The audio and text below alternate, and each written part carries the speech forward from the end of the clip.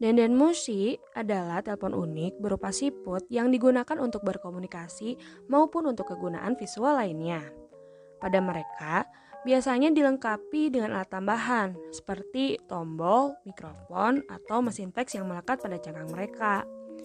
Sesuai jenisnya, dendenmushi memiliki banyak kegunaan lain, seperti untuk kamera video, pengeras suara, alat perekam, mesin fax, maupun alat penyadap. Dendenmushi ini sebetulnya binatang siput biasa yang dilengkapi dengan tombol dan penerima di cangkang mereka. Mereka memiliki kemampuan berkomunikasi satu sama lain melalui gelombang radio.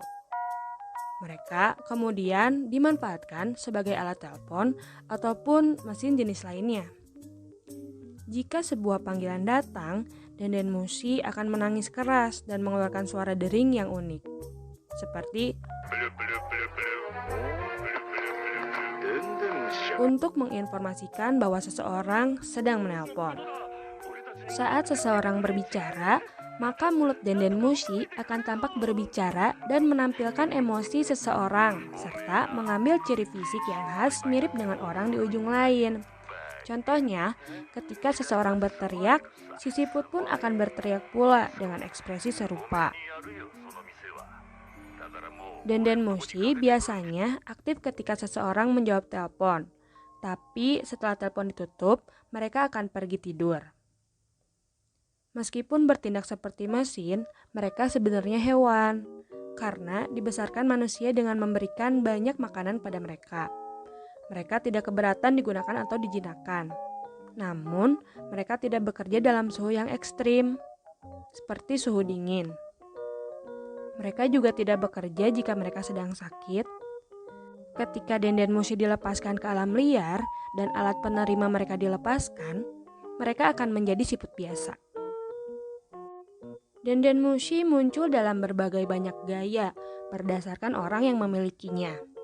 Sebagai contoh, dendenmushi angkatan laut memiliki simbol kelautan yang dilukis pada wajah mereka atau pada cangkangnya.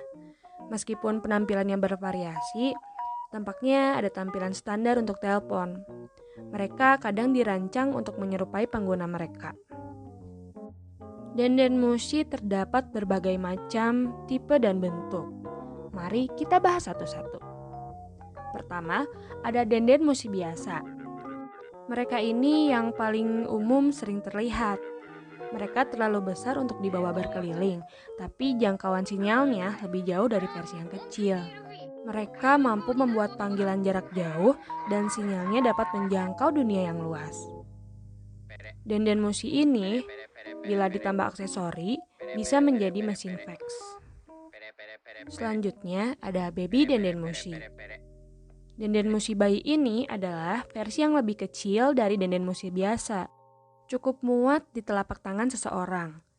Sangat fleksibel digunakan untuk menjaga kontak dengan sesama kawan di dalam daerah yang sama. Namun, tidak mampu membuat panggilan antar pulau.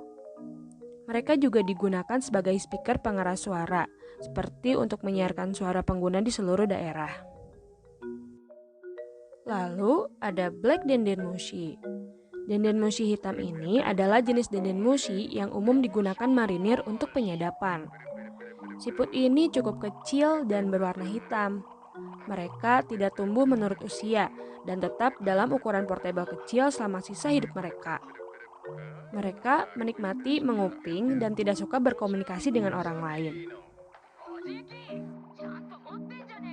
Selanjutnya, golden dendenmushi.